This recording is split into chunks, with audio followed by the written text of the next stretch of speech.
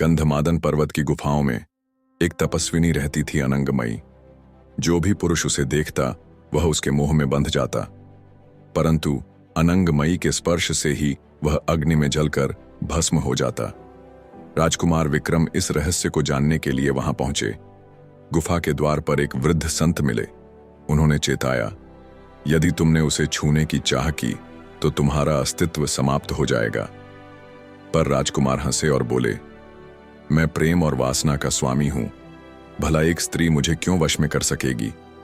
गुफा में प्रवेश करते ही उसकी दृष्टि अनंगमयी पर पड़ी। उसकी देह चंदन की तरह सुगंधित, आंखें ब्रह्मांड का रहस्य समेटे हुए। विक्रम उसके समीप गया, पर जैसे ही उसने हाथ बढ़ाया, अनंगमयी ने कहा, स्पर्श मत करो, नहीं तो तुम इस संसार से मुक्त हो जाओगे। विक्रम रुका। पहली बार उसने चाहा कि प्रेम केवल शरीर तक सीमित न रहे।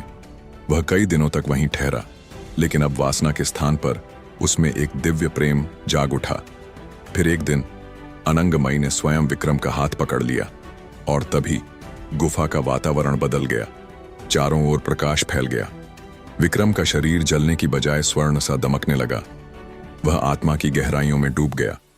अनंगमयी मुस्कुराई और बोली, वासना और प्रेम दोनों एक ही सत्य के दो रूप हैं।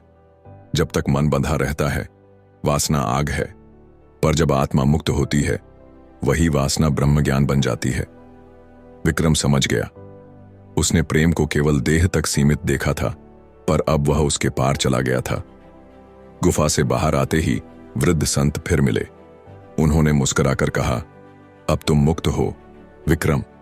प्रेम की अग्नि में जलकर ही निर्वाण की प्राप्ति होती है।